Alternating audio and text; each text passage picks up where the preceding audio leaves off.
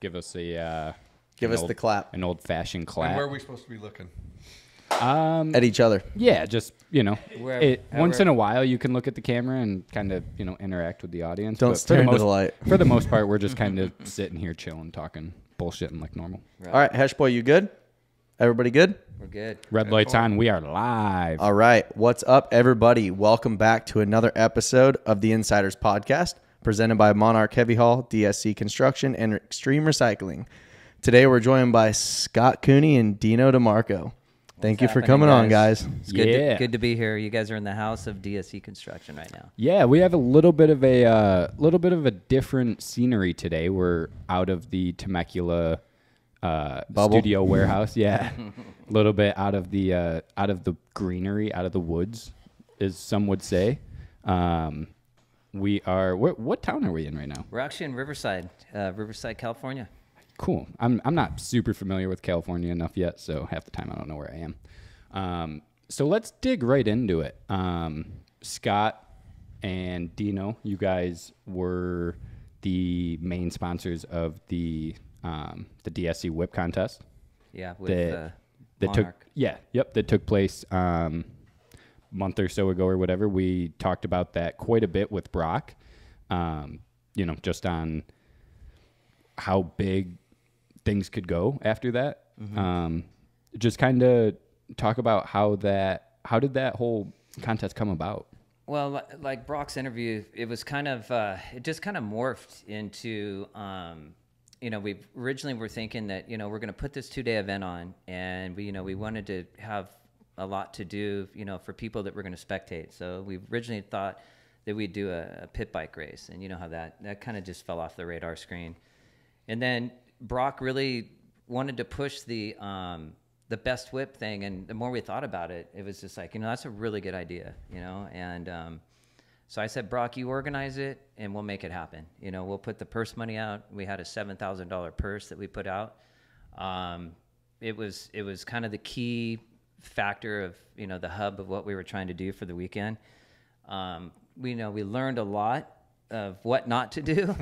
Me and this guy, it was gnarly, man. It was the gnarliest 2 days of putting the event on. We made a lot of mistakes. Yep. But we know where those mistakes were made, and we're going to totally correct them moving forward. So, that whole DSC ride day just kind of started as kind of just us and the DSC boys. There's a group of guys that I ride with and Dino rides with, and, Dylan's aware of all these guys, and it started with, we were locked down with the China virus, and I'm just going to call it the China virus because that's just how I feel about it. For sure. It came from China, and that's where it's at. So we wanted something to do, and we said, hey, let's put this event on. And then we kind of approached WPS Fly Racing. We have a really good relationship with those guys. We met them through Ted Parks, which Ted Parks is a really solid person that backs our program. We back his program. But moving forward, he's just a really good business partner, and we reached out to them, and they came down and provided us a lot of swag, and it was just kind of a cool thing. And then this year, it just kind of morphed into a bigger event, and it was cool. We were really stoked on how well it turned out. I think one of the main problems that we saw was the event was so large. It was basically a half a mile long from one end to the other. So right. It never really looked like there were a lot of people there. And after we paid all of our bills and we put everything together and we found out that we raised like almost $13,000, we were blown away because we would have never guessed that we could raise that kind of money for Brett Downey and for Road to Recovery. Right. So it was cool, man. It was a great event. Dino and I went through a lot. He just had an accident in a month prior, and for him to be out there and help me with this event, and Lauren helping us put it together, it was a pretty cool thing the way it all came together. For sure. Yeah. It's actually funny that you say that that you thought that it didn't look like there was many people there, because my girlfriend and I went, and I mean, we were pulling in, and that was one of the first things we said. We were like, holy shit, like this place is packed. And when we were walking through there, I mean, I think the only time I had ever seen Lake Elsinore that packed was for the very first pit bike race they ever did. Really? And I mean, Dylan, you were at that, right? The pit bike race? Yeah. Yeah, I think I watched you KO yourself at that one. That was the first That was a one, great right? time, yeah. Yeah, I barely remember. Yeah. Yeah, I know you don't. So, yeah, and I mean, we were all saying that time, we're like, this is The fucking biggest turnout crazy. I've ever seen at Elsinore. Yeah, like that pit bike race was unreal. And then that whip contest, I mean, it looked like there was the same amount of draw there. You know what I mean? Yeah, I mean, So were you in a sense like maybe not bummed, but were you hoping that it would be bigger? yeah, I think the mistakes that we made was we needed the entire venue. You know, the next time we do this, we're not just gonna rent a portion of it. We're gonna take over the whole venue so we have control over everything. There was a lot of missed opportunities for some of the sponsors that came out.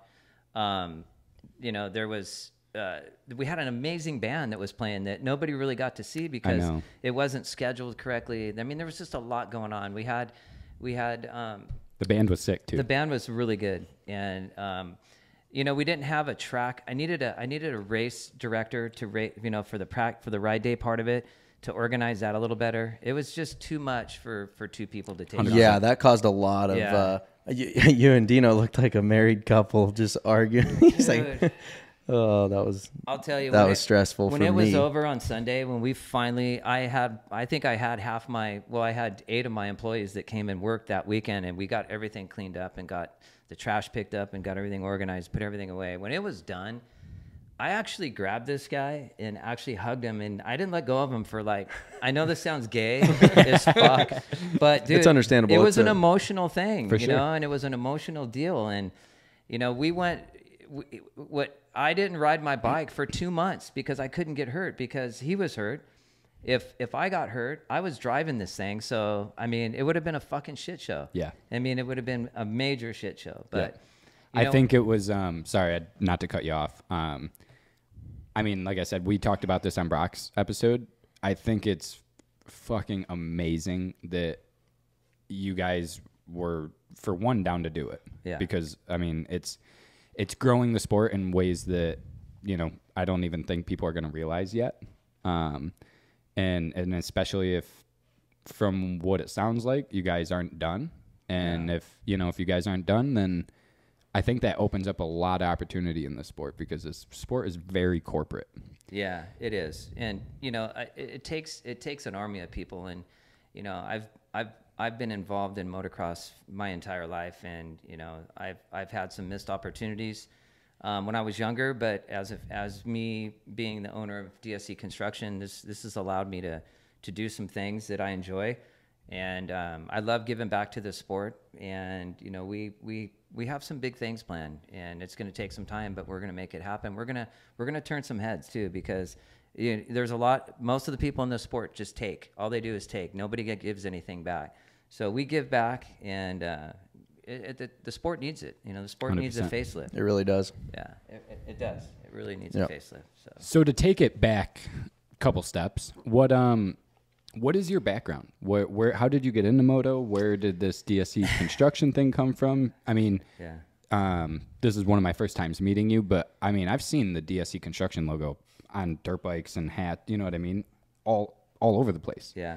And not your average logo or company that you would see dirt bike riders wearing. You know what I mean? Every dirt bike rider wants to wear DBK. Shout out to DBK. Yeah. Or a monster hat, or you know what I mean? Usually Moto dudes aren't usually wearing a construction hat. Yeah. But then you got dudes like Brock, and, you know, I've seen it on a whole bunch of people that rip and are sick dudes. So where does that... me, asshole? I had Dylan Merriam as one of the guys here. Yeah. We live together. I know I've been out of it for a little while, okay, but I'm still here and I have feelings. Dylan's relevant. Dylan's killing it. He already knows this. That's why we're not going to make his head bigger. Yeah. Dylan repped The room isn't big enough. No. Dylan repped a 2-digit number for 2 years. That's legit. With Scott's is logo front and center. It's legit. I was 100%. Dylan. And Dino's. And Dino's. That one just went a little more sideways. Actually, I had the butt patch on there too. So Yeah, the Do It For Dino butt patch. We'll probably throw a picture of that up on this episode because that thing was that was dope. That was dope. I loved that. That was sick good. as fuck. So to get back to my background, so I'm from La Mirada, California, which is just outside of it's on the border of LA and Orange County, but it's a really quiet community. blue collar area. I was born and raised in that area with Dino. Dino's actually grew up with me as well. We come from a gnarly area. It's a scandal. It was a scandalous area to grow up in, but there was a lot of great people there. But I had to get out of there because things were going the wrong way. Yep. To get into the dirt bike thing, my dad introduced me to dirt bikes. My dad rode. It was a tool for my parents to use to keep me focused in school because I was a horrible student. I was completely hyperactive, and the motorcycle thing, basically, I could really honestly say it actually saved my life because it gave me something to focus in on, and then I excelled at it really well. I was a decent amateur rider, and riding the type of bikes we rode in the 70s were, they were a lot harder to go fast on. They were hard to go fast on, and if you could go fast on one, you were doing something back then. For sure. So, but yeah, that's kind of where it started. It was a tool for me to focus on doing well in school, because if I didn't do well in school, I wasn't going to go race my dirt bike, and my parents used it as a tool for me to focus and try to get my grades up. You had to earn it. I had to earn it. Yeah. And that's the thing with motocross. Motocross is like a life skill. Anybody that wants to excel at something, if they work hard in motocross and they achieve a goal and they achieve some success, they're going to be successful in anything in life. Right. You can figure it out with anything. With anything, because it's all determination and hard work. And motocross is a perfect tool to teach a young man how to be how to work on their bike, how to be focused on accomplishing something. So it was a great tool, and when I say it saved my life, it really did. It helped me achieve, and I was always good with my hands, so I was good with working on my bike. My dad was a really good mechanic. He helped me fix things and welding and things like that. So it was a tool that I used to learn a trade, and then I got into the construction business. And so did you come from money? Like, zero money? Zero money. Zero money. My parents never owned a home. They lived check to check. Yep. My dad spent most of the money for my brother and I to do our sports, and we traveled and raced, and my brother played soccer. And part of the problem with my racing career is it got to the point where my parents couldn't afford it anymore. And there weren't guys like me out there at the time in 78, 79, and 80 that would step up and help a really good privateer. They just didn't exist. Right. It was still a grassroots family sport, and it fell short. And part of me wanted to help these kids is helps me kind of fulfill my dream too, to see them be successful. So it's kind of a rounded thing that keeps me involved in the sport. I love the sport. The sport gave me the opportunity to be who I am today. Yep. I work hard, and it's just kind of my lifestyle. It all started, early on racing motorcycles. Right. I think no matter what, it kind of gives like that, like, it sounds cliche, but it always gives that like never give up mentality. It truly does. You know what I mean? Yeah, I stand by that for sure. Like, right. even look at you. But like, seriously, I literally had my whole body broken off, and look at me now, I'm back. Still trying to do it. But no, like, even, I love racing, but not just myself, but even if it doesn't work out, there's shit that you can't learn anywhere else. Like the things you learn along the way and the experiences that you go through and stuff, it shapes you into what I would like to think a good person. It really does. That's not wrong. No, but I mean, everyone has their flaws, but yeah, there's the stuff you learn along the way is unreal, and injuries or not, even knowing what I know now, I would go back and do it all the same. It's always one of those things that, like, there's, we could get into it for hours on what's wrong with the sport, the industry, but we got time. You meet some fucking cool people. That is one thing that I think you can never take away from the sport is the people. I mean, don't get me wrong. There's some shady motherfuckers, but there's shady people in any industry. Right. And, there's shady people in the world all over the place. Oh yeah. But I mean, I could truly say I've met some of the coolest people in this sport that I'll, probably be friends with until I'm not breathing, which hopefully is 300 years from now. Yeah, that's right, Hesh. I don't know. It's like with the people like that I met. I met Dylan through Ted Parks with TPJ, and it's allowed me. Ted's program by hands down is probably, if you're going to be out racing and you need to get across the country, whether it's outdoor motocross or it's supercross, you need to have a relationship with Ted Parks. Yeah, there's no other way to do it. There is no other way to do it. And then the type of people that Ted surrounds himself with, like Fly Racing and Engine Ice and Pirelli and you know, DSC Construction and Monarch Heavy Haul and Extreme Recycling. Just everybody. Everybody that's involved in Ted's program, they're solid people, and they're self-made people that have worked hard for what they're doing, and they're passionate about the sport. And you know, the biggest disconnect with the program is the kids. Sometimes the kids that are involved in the program don't realize the opportunities that the sponsors have allowed them to live their dream, and they kind of take it for granted sometimes, you know? Right. You know, I've been frustrated with it. I know Ted's been frustrated with it. Absolutely. You know, but I think a lot of it comes from maturity. You know, kids, these are young kids, you know, and they're trying to chase their dream, but they don't understand that, you know, this is a business as well as it is, you know, their job, right? Right. And the sponsors put a lot behind the riders to see them be successful. Right. And, you know, sometimes they miss that mark, and they don't do social media. And sometimes they don't say the right things and do the right things, and you know, it upsets people. But it's a learning thing with these kids. But it's a great program. So what you know, with that being said, as somebody who kind of, you know, can see what's going on, and as somebody who is trying to help the sport, what are some things that you think could be done in this sport, in this industry, to make it better, more successful, but you know, make sense for everybody?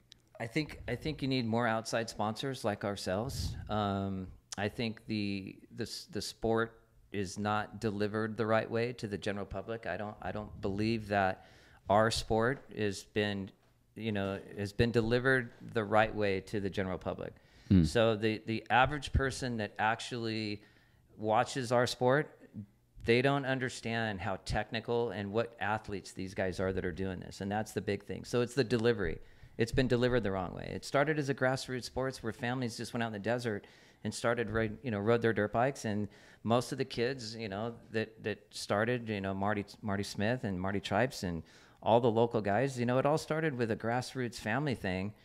And it never really, I don't think the sport has never been delivered the correct way. So it's never had the opportunity to bring outside sponsors in to bring the money so that the athletes that are participating can be paid correctly. Right. And that's one of the biggest problems with the sport.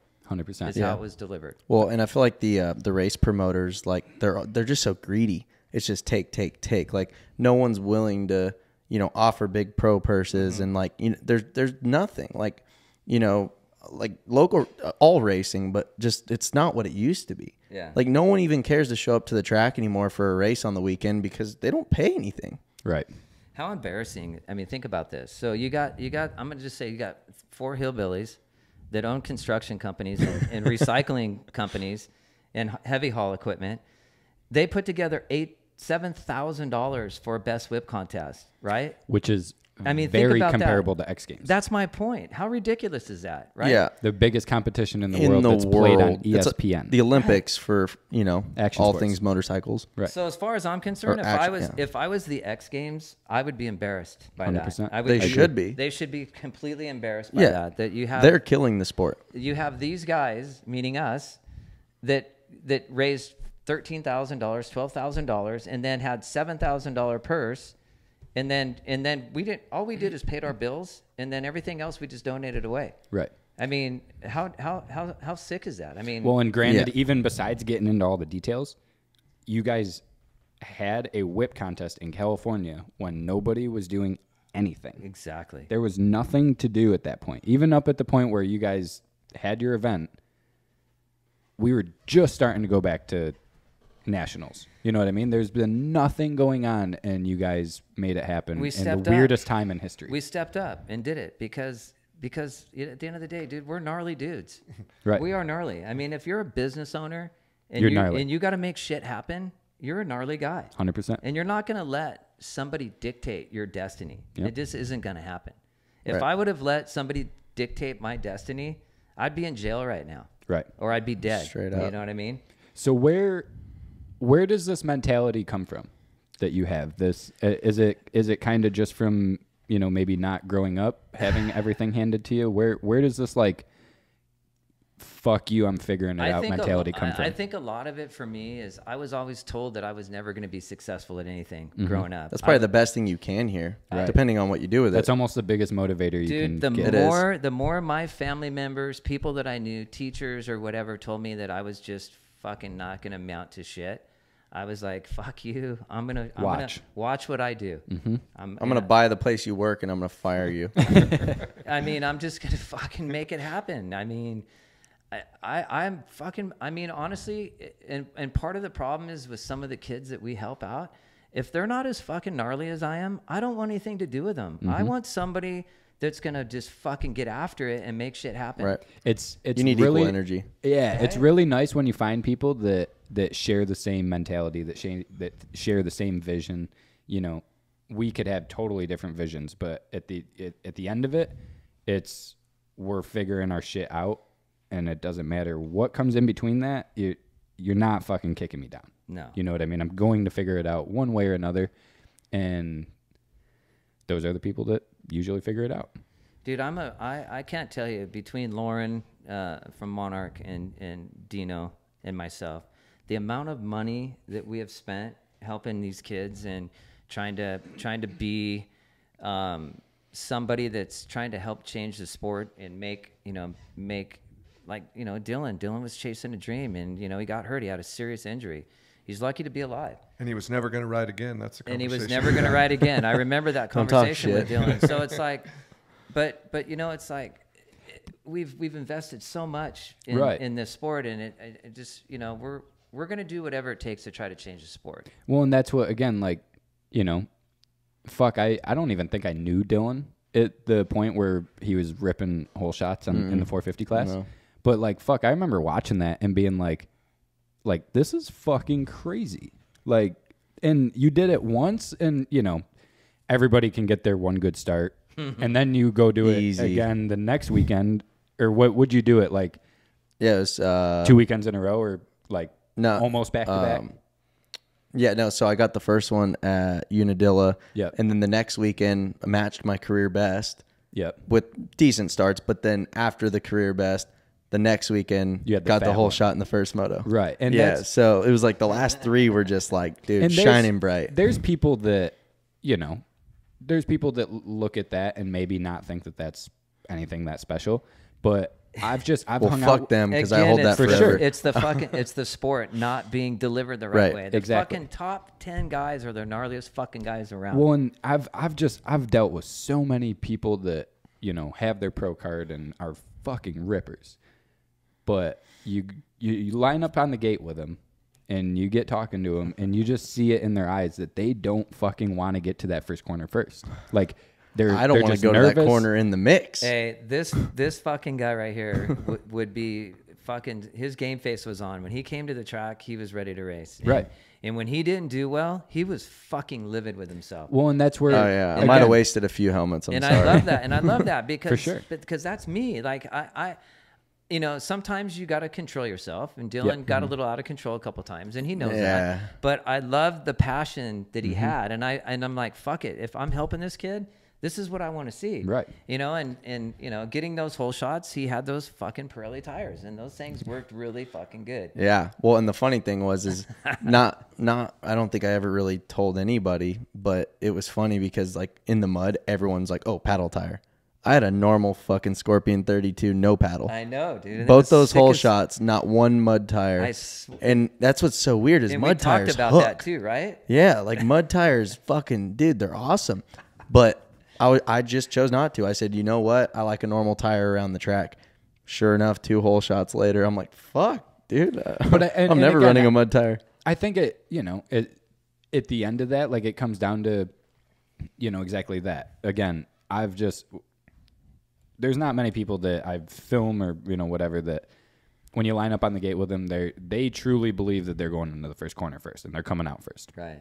Dylan was like one of the first privateers I met that, like, when he lined up on the gate, he truly thought he was fucking going in first and coming out first. Yeah, there's no doubt about it. And there's just not many privateers that have that mentality, and the ones that do should get some fucking recognition and get some help. 100%. Like, there's kids like Cody Schock, kid from the East Coast, killing it right now. Right, like he kind of came out of nowhere. Now when he lines up on the gate, that kid fucking goes for it. Right. And he usually finishes top 15 up near the top 10.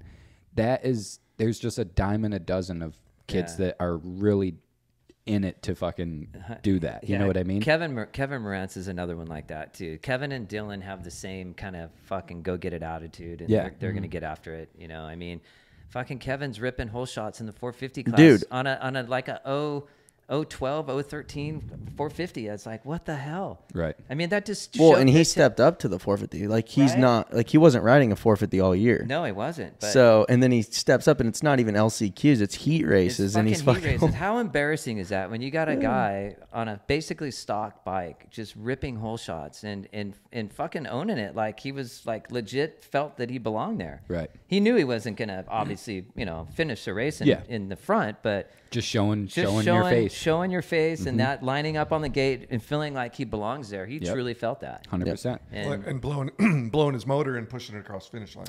That was pretty cool. That's totally cool. I like that. Who That's is that Ryan. exactly? That's Ryan Hughes shit right there. Kevin Morantz. Kevin Morantz. I don't think I know him. Yeah, but shout out to him because that sounds fucking savage. Kevin's a good kid. He's another one of Ted's kids that's come up in the last year and a half, 2 years. So, Kevin blew that motor up and then pushed the bike over the finish line and kind of waited for traffic to clear. And, he's kind of confused whether or not he could even do it or not, but he did it. And then Dino and I had already scheduled to go to Dallas the next weekend, and he didn't have a motor, and again, we're not out here looking for glory. We circled the wagons, we got him the money because we weren't going to go all the way out there and not have somebody to support, from Ted's program. So, shout out to Lauren and Dino, and Well, and again, I think I'm just the fucking ringleader that keeps fucking dragging these guys into right? this bullshit. Yeah, you guys are one hell of a throuplet though. So Or actually, let's get into that a little bit. So you said that you and Dino go back, quite far. Dino's been pretty quiet so far, so we're gonna make him. He doesn't have his sunglasses on. Yeah, we're gonna make him talk a little bit. How did you guys become friends? How did you guys become business partners, lovers, whatever you want to? No, not business just partners.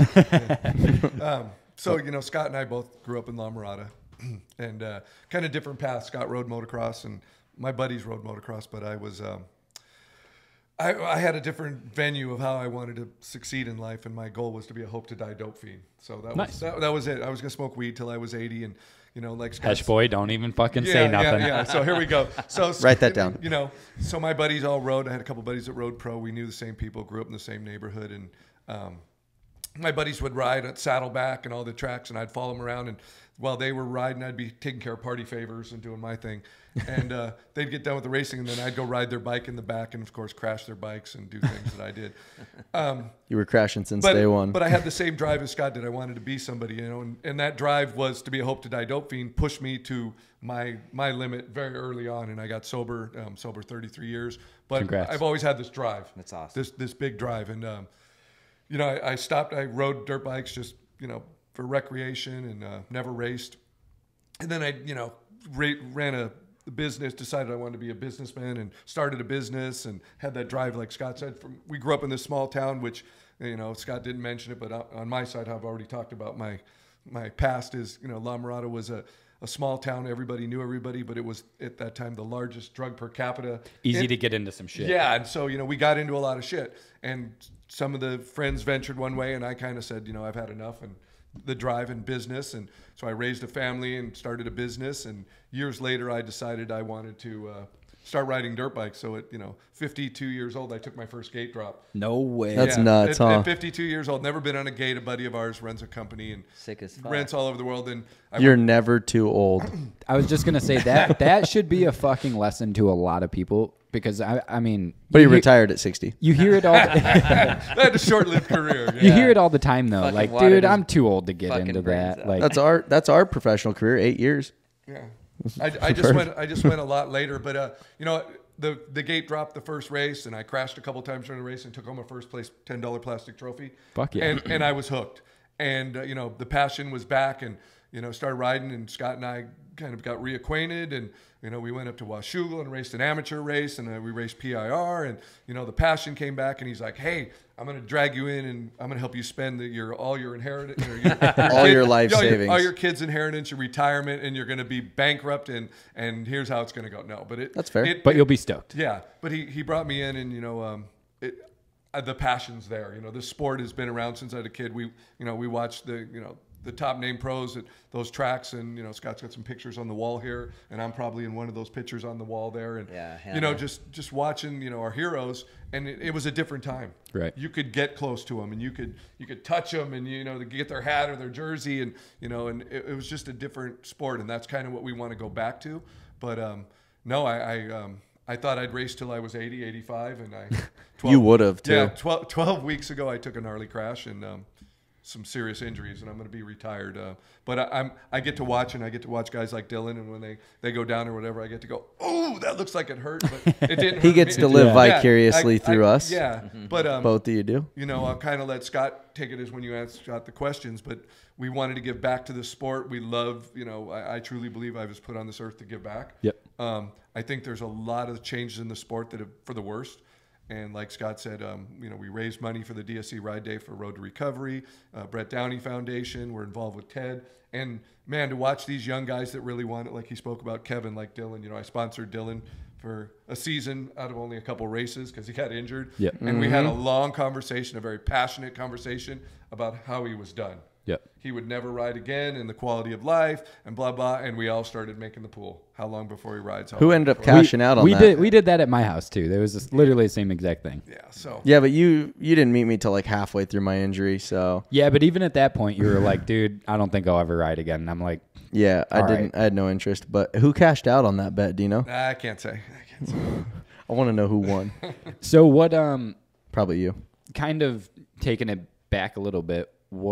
What is your opinion on today's situation of the industry? Do you think it needs some marketing help? What do you think could be done in your opinion? Well, I kind of draw on the same conclusion as Scott and Lauren and all that. We've been around the sport a long time. Scott has a lot more knowledge, a lot more, and same with Lauren, is the racing and all that, being involved with their kids. My dad we didn't ride. I surfed and rode skateboards and smoked weed. That was my thing. Yeah. Sounds like a good life. Decent. Yeah, I mean, I'd still be doing it, but I do everything to the best of my ability, and that took me down. But the change in the sport is greed. I think that the greed has become so corporate, and I believe that the only sport in the world that I know where the athlete actually pays to participate, and millions of dollars are made off him. That's a very good point. Ridiculous. And I don't think a lot of people even have ever thought of that. No. The fact that this is the only sport that you have to pay to go do. Well, an entry fee's $250 a race. Like, are you kidding? It kind of goes with the same as people ask me, they go, oh, you ride? I go, yeah. And I go, I chase a $10 plastic trophy. Mm-hmm. So with that, well, how much to get? I got a couple trophies in the office, plaques and this and that. And I rode some of the old time nationals, and they're like, how much to get that? And I go, oh, those trophies, that's like $50K. Right. I got these couple $10 plastic trophies. Kind of the same thing that's going on now. These guys are paying $250. They got to show up. They got to sleep in their van. They got to have fuel. They got to have this, that, and then what do they get back? I mean, they're lucky. Nothing. Yeah, nothing. And Injuries. $260 a moto. Exactly, and millions of dollars are made off these guys. So I just let Scott kind of fill you in on that. Just our goal is to help the privateer and give back to the sport and show that this sport can be changed in a positive manner. Yeah. You can give back and still, our goal is not to make money. Our goal is to, help and kind of fund our habit. Yep. So, I mean, I'll kind of let Scott, we have some great things to talk about, and I'll kind of let Scott draw on that. You can hit him up with those questions. Yeah. So, I mean, do you have anything to add to that, or can we get into the future? We can talk a little bit about it. The thing that's so disappointing about our sport is the athletes, the conditioning, the dedication, the training, the mental focus, the ability to just do some amazing things on the bike when the bike's going somewhere else. It's such a shame to think that the risk for the reward for this sport is just ridiculous. It's crazy. Sad. It's absolutely crazy. I mean, like I said, the delivery, how it was delivered, how it's been, you know, the average person sits on the couch and, oh, all you do is just twist the throttle. What's the big deal with that? Show me how to do it. Go ahead. Yeah. Go twist that throttle. Trust me. Well, and like we were, you know, before we hopped on, we were kind of talking a little bit about that and like Roxon's situation. Perfect amazing. example. Roxon, Kenny is by far the most amazing athlete, I'd say, in the 21st century. To be able to go through those injuries and compete at the level that he's competing at is just unreal, unbelievable. It's a story that needs to be told the right way. It hasn't been told the right way to the general public. Right. Well, and that's like that's always my thing is like I'm very into like UFC and all these other different things besides Moto. Right. If you, just for example, Conor McGregor's fighting this weekend. Obviously super easy to market. But the UFC, when they know they have a big event coming up like that, their social media is absolutely flooded with, you know, mini documentary style videos of Conor from 2 years ago, 3 years ago, 4 years ago, from the beginning of his career, all this and that. The media coverage and the content, it makes you want to watch the fight too. Right. Exactly. And it makes you want to watch the event to see what happens. Right. Have we ever seen anything like that in Moto? I mean, and exactly that. Roxon's story, if that was a documentary, that has to be seen and loved. And oh my gosh. That would make you emotional even if you've never rode a dirt bike before. Yeah, exactly. You know, the story and the determination of what he went through. Just the range of motion that to get back the range of motion to be able to ride at the level that he's riding at alone is like, you know, I've had multiple compound fractures. I've had, you know, ulnar radius is, you know, out of the skin, and the range of motion that I have is just it's horrible, you know. And to think that he can go out there and just hand it out and compete at that level is just, it's absolutely, he's an amazing human being. Right. And for him to come back from the first arm injury. Right. And then shatters his hand. Another one. Right. You know, and they said the hand was like almost like the elbow. Yeah. Right. Like it was messy. Yeah, it's crazy. And that's the thing is nobody talks about it. I mean, people talk about it, but not to the point that it should be because there's no coverage on anything. No, that's why I said it's all the delivery. The sport is not delivered right. Well, absolutely. And that's why the top guys make a lot compared to the privateers and stuff, but they're not making near what they should. Like LeBron James makes $40 million a year, and our LeBron James, Roxon, Tomac, they're making maybe $4 million.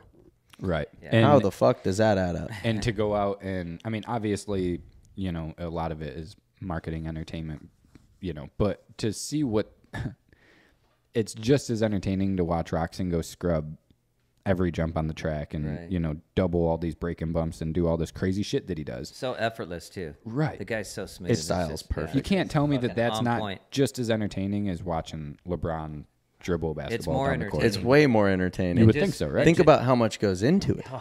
Just put it in slow motion and just actually watch it. Yeah. You know, as it's... Watch his feet, watch his legs, watch his arms, watch his fingers. Fucking dude. And again, watch what happens when one of them crash. Yeah. And the fact that they just fucking get back. Half of them are racing injured all the time. Yeah. Yeah. Rarely are you ever healthy. I beg to differ with you guys. You know, the basketball players, they fall down. They get like wood burns on their knees and stuff. Yeah, that does hurt. That's real. That's real. And they're out for 6 to 8 weeks. And you watch like Jeremy Martin, you know, and he's riding with a broken hand and hand, fingers, and still podium, shoulder, you know, and Kenny and just there's just on really and on. There's just no comparison. Yeah, there is no comparison. Basketball is just so much. I mean, like a perfect example, Dylan. What's your heart rate in the middle of halfway through a 30-minute moto outdoors? What's your heart rate? For me, it'd probably be about like 165, 170. 165, 170, and that's if everything is going right. Right. If you tip over and you got to pick your bike up, that thing spikes out. Name one sport that has that heart rate for 30 minutes plus exactly. Yeah, but think about Supercross. I could run a 200 for a main event. That's my point. No, there's entire time. Nothing in the world can you run 20 minutes at 20 minutes at a 200 heart rate. Nothing. You cannot simulate that heart rate. You can't. So just and it doesn't make sense to me. Just that on its own merit is just amazing. I mean, to think about that, you know. I guess adrenaline. And you tell an average guy, like a guy that's just into like football or NASCAR or fucking soccer or whatever, and you tell them those heart rates, they're like, there ain't no fucking way. And it's like bullshit. Right. You know, I mean, they're running that for 20 minutes straight. My dumbass old man, I look back when I look at my Garmin and I'm at like 150, 155, and I'm out there just riding 80%. I mean, it's Dino's like, I'm at 150 taking out the fucking trash. I was thinking I'm at 150 when I'm trying to get a cheeseburger before the guy in front of me, but that's about it. Shit, the anxiety, I'd be at 180. Yeah, I don't know. It's just insane. The whole thing's insane. And you know what? We're three guys that just have the ability to do this, and you know, we're making the best of it. God only knows where this is all going to go, but you know, we've got some plans, you know. So where after the first one, what is that kind of opened up? Where are you leading towards now? Well, none of us thought, you know, including me. I have a lot of confidence in Brock. Brock and I I've helped Brock over the years, and now that Brock's got a family and he's got kids, and he's really changed a lot, and I consider him a really good friend. And he's very determined as well. He's very determined. He's a hardworking guy, and it comes from the motocross background again. He's got a good story. He does. Not a lot of people know it. Exactly. Yeah. He does have a great story. But when when the dust cleared and the things kind of settled out, we kind of, you know, you do a recap after an event. You just kind of go through the things that were successful and the things that were bad.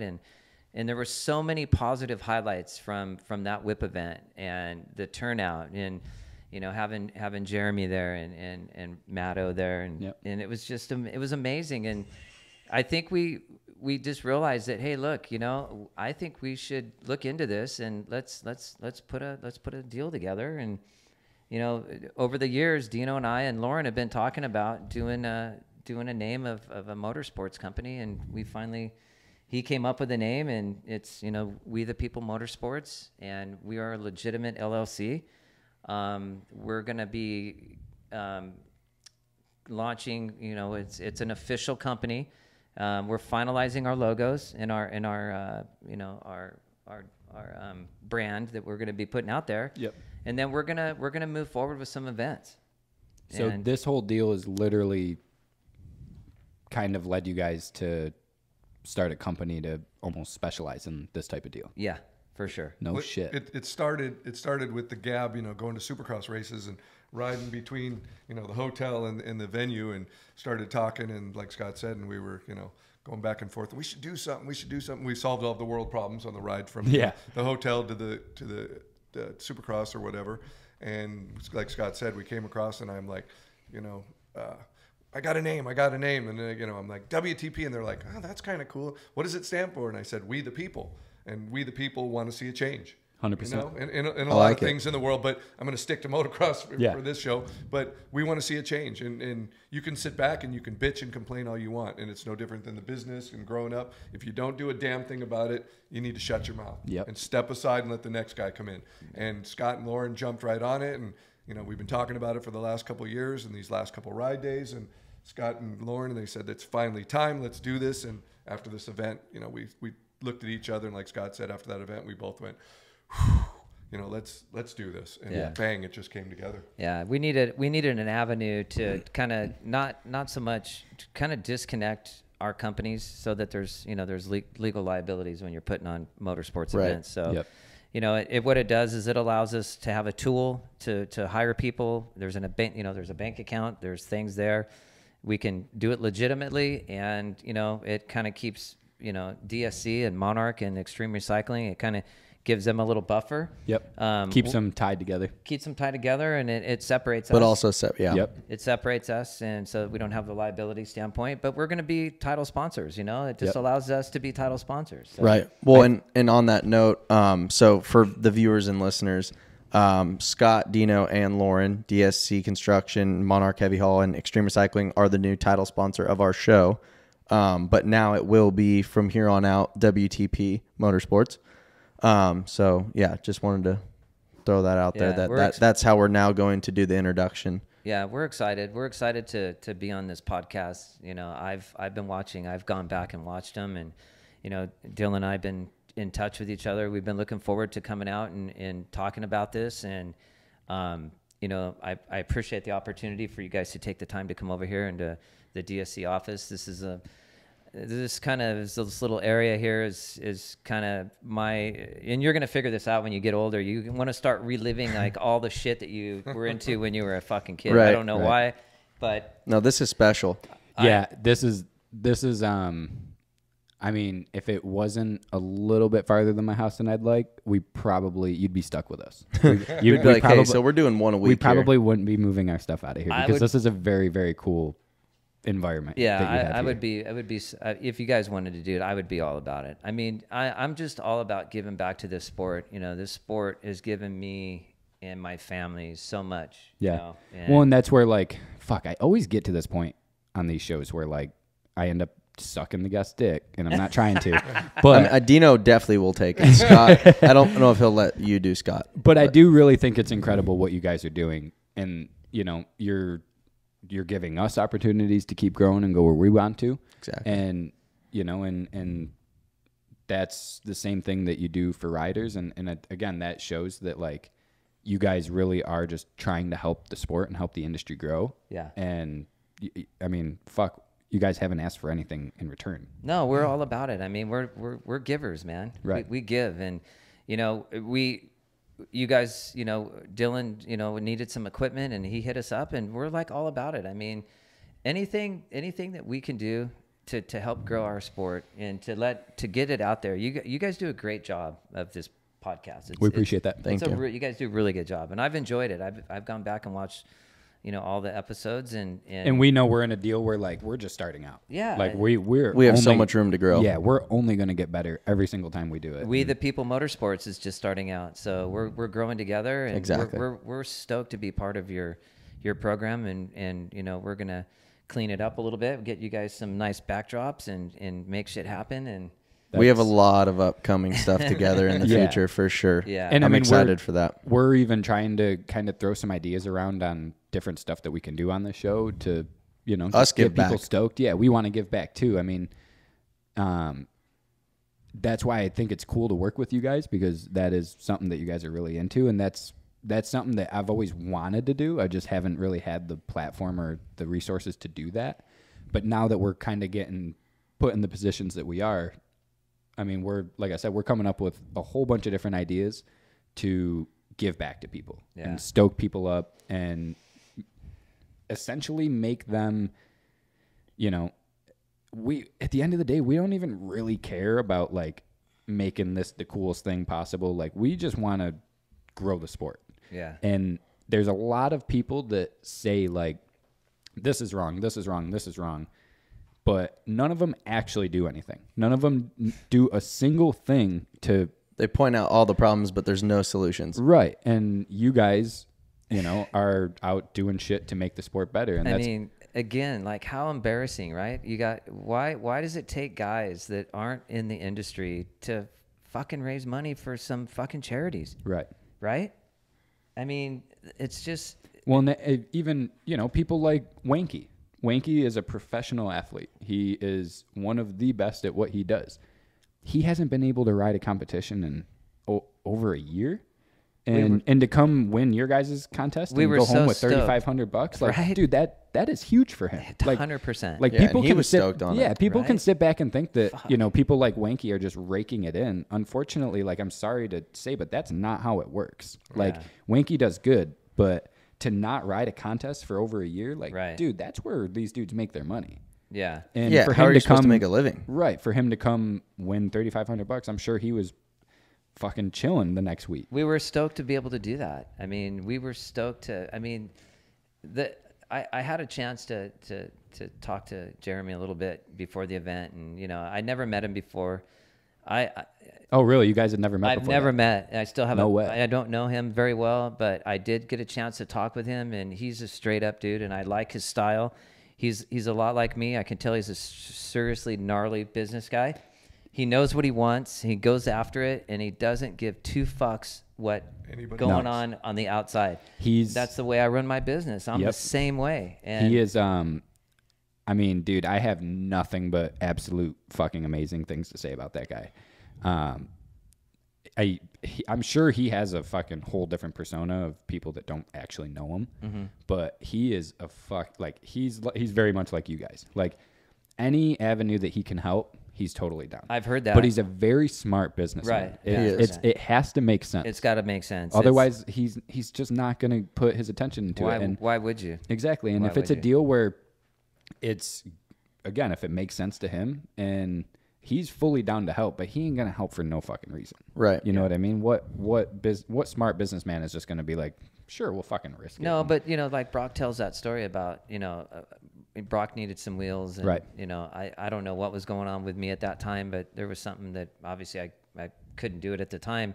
But for him just to reach out to Brock to do that, I mean, And not even charge him. and not even charge him for it, and that just tells a lot about the person, who they are, right? 100%. He's He's truly. I mean, I've literally only been buddies with him for a few months, and he's already somebody that if I knew I needed something, I will call Jeremy and be like, "Yo, dude, any way you can help me out on this?" I'm really looking forward to meeting him. I really want to have the opportunity to sit down with him and talk to him because, I mean, he got into freestyle motocross, and got away from the whole Yep. moto thing. He was kind of one of the first ones to really succeed. Well, with him that. and Brian and those guys, those guys, they had something that they were wanting to go after, and I give them a lot of credit for, they were like us. We're outsiders in this sport, right? But look what the impact that we're trying to make in the sport as outsiders. Those guys were outsiders in their sport, from the motocross side. They started their whole, freestyle, free riding, and a whole different the whole wave. thing, and so there's a lot of similarities like that between what we're trying to do and what we want to do and what they've done, right? With getting away from that side of the sport. We're not saying we want to be freestyle best whip promoters, but it's a piece of the overall pie, right? At the end of the day, we love the sport of motocross and moto. Yep. And I think your guys' avenue is like almost endless. Like I agree. You guys, I can see a future of a whole bunch of stuff happening. Yeah, and I agree. And I mean, look at what he's been able to do with DBK. It's fucking incredible. Like I'll go there and just hang out and bother him during the day, and they're fucking hustling down there because they don't have a choice. Like they're doing very, very, well. He very markets well. himself well. I mean, Exactly. that's the whole thing. Very It's well. all about market. It's like with my company, DSC Construction, in the construction industry. We set a standard. I mentioned that earlier that. We have good equipment. We have nice equipment. It all looks the same. The guys dress the same. Everything's the same. It's very professional. There's professional and there's structure. There's structure to how we run our business. And there's no difference between running your construction company or selling hats or motocross apparel. You've got to put the brand out there. Just like you said earlier, like DSC Construction, you see it on guys' bikes that rip. I mean, Right. there's a reason why I attract myself to them because I want to associate myself with good kids that rip on dirt bikes. And in the meantime, my business is run the same way. I mean, we come to a job site, we show up early, we get the job done. Doing shit correctly is what DSC stands for. And that's just the way it goes down. And it doesn't stand for that. But I was gonna say. I was just gonna say if that actually is, that's fucking sick. I was just gonna say that's fucking news to me No, because I've ran it for like 4 years and I did not know that. No, it's Dave Keister and I started DSC Construction like 9 years ago. And him and I have been business partners, and he's been a good long friend of mine for years. But he's running the division in Texas, DSC Construction Texas, Austin, Texas area, and I'm still stuck here in Southern California. So Yeah, this weather here sucks, doesn't it? I got grandkids, man. Papa Scott. This is exactly where you wanna got be. grandkids and shit. I'm not going anywhere. My wife Kate, she's not leaving. She's gonna stick here with the grandkids. She ain't fucking leaving. Yeah. So, I mean, in the future, do you see yourself, like you said, you don't really see yourself as just being a Best Whip title sponsor all the time. Do you see yourself sponsoring teams, sponsoring just other events? Like what? I see us doing other events. I see us putting on some events in the future that are gonna like Turn some heads. They're They're gonna gonna turn turn. some We're gonna heads. turn some heads. We're probably gonna piss some people off, But you know what? I think the sport needs to get some people pissed off. Right. 100%. When it's in the I think most professional manner. Because Yeah. we're going to You know what I do mean? shit correctly. Yeah. Right. DSC, right? Do shit correctly. I'm We gonna are you gonna do just shit run with correctly. that. Just Yeah, run Yeah, we're with just that. going to tell everybody that that's what it stands for. Yeah. It's what's on the license plate of some of the Fuck your trucks. feelings. Fuck your feelings. Fuck your So feelings. we're getting close to running out of time. I would just like to ask real quick, what is some advice that, I mean, this is for both of you guys. What advice could you give to, somebody in my age or Dylan's age that doesn't want to work a fucking normal job or doesn't want to work for themselves? How do they go about starting a company and being successful and getting to where you guys are today? Okay, the first thing that you need to know is, first of all, you got to be very passionate about what you want to do. Passion is everything. If your passion is 100% focused on what you enjoy, you're going to be successful. You have to be able to tell yourself when you make mistakes, you have to own your mistakes. You have to own them, and you have to realize what you did wrong, and you have to correct them from doing it again. And you need to surround yourself with good people that know more than you. Right? And that's the key to being successful. And never be afraid to say that you were wrong, and that you accept that as being wrong. Yeah.